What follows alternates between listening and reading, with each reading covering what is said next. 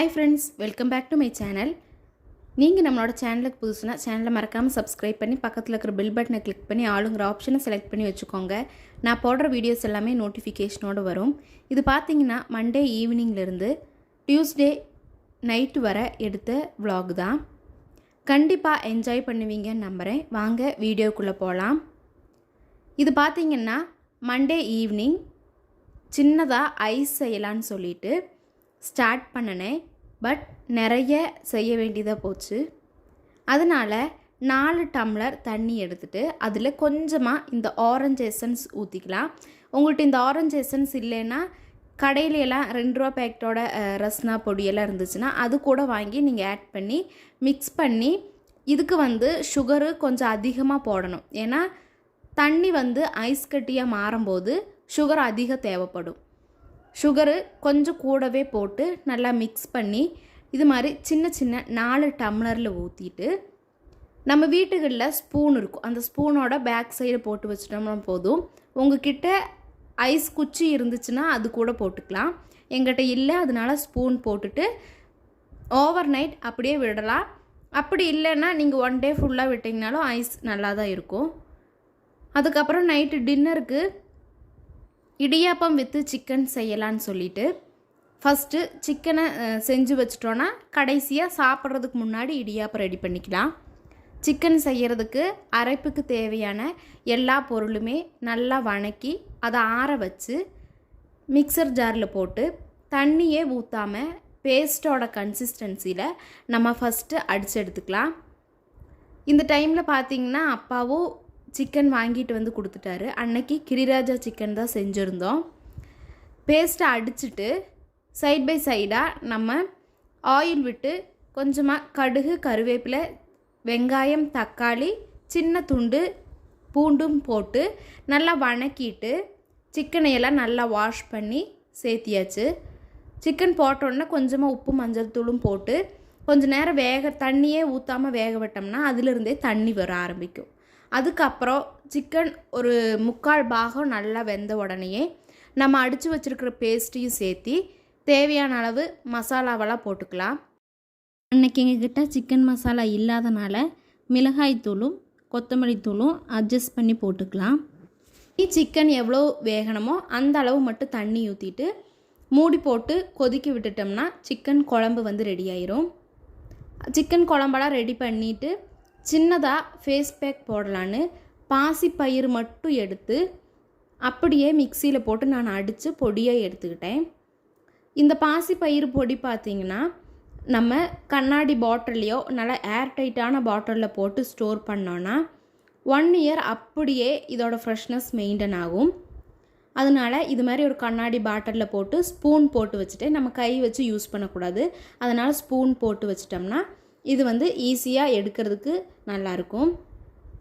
அதுக்கப்புறம் அதிலிருந்து கொஞ்சமாக பவுடர் எடுத்து எனக்கு மில்க்கு சேர்த்தனா தான் என்னோடய ஃபேஸுக்கு செட் ஆகும். உங்களுக்கு தயிர் சேரும்னா தயிர் கூட போட்டு மிக்ஸ் பண்ணிவிட்டு அப்படியே அப்ளை பண்ணி ஒரு 15 மினிட்ஸ் விட்டுட்டு வாஷ் பண்ணினோம்னா நம்ம இந்த வெயிலுக்கு ஃபேஸில் டேன் எல்லாம் இருந்துச்சுனாலும் பிம்பிள்ஸ் எல்லாம் வந்ததுன்னா நல்லா க்யூர் ஆகும். இதை ட்ரை பண்ணி பாருங்கள். கண்டிப்பாக ஃபேஸ் மாய்ஸ்சரைஸாகவே இருக்கும்.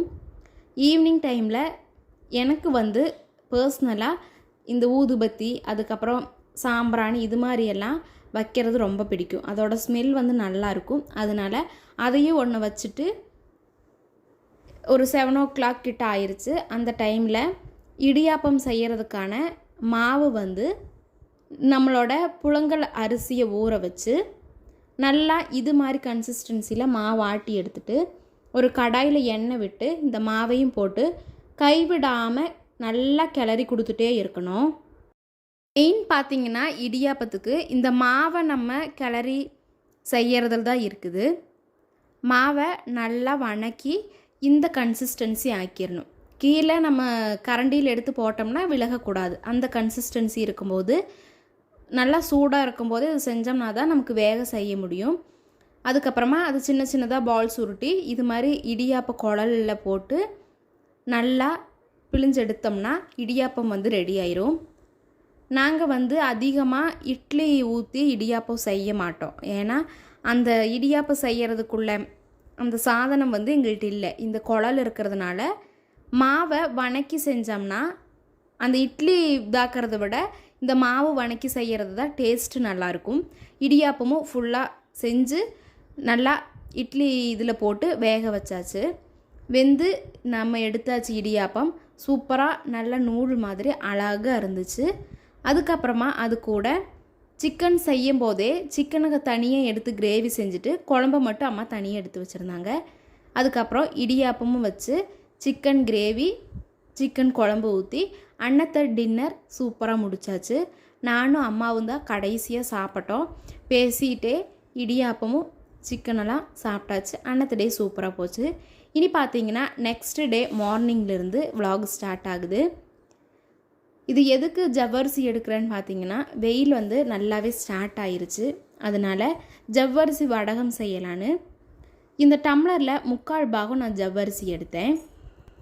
3/4 பாகம் ஜவ்வரிசிக்கு அதே 3/4 டம்ளர் தண்ணி ஊற்றி ஒரு 1 ஹவரெல்லாம் அப்படியே ஊற வச்சிட்டோன்னா இந்த ஜவ்வரிசி வந்து நல்லா பெருசாயிரும். அதுக்கப்புறம் வேக போட்டோம்னா வேகமாக வெந்துடும்.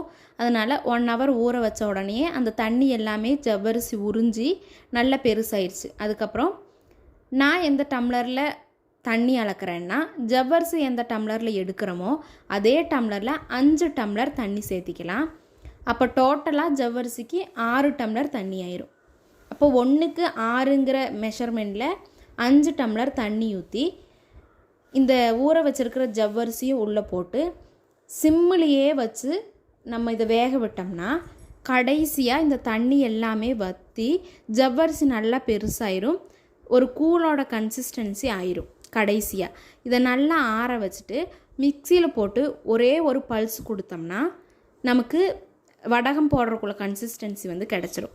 அதுக்கப்புறமா ஆற வச்சு மிக்சிலையும் போட்டு நல்லா அடித்து எடுத்தாச்சு.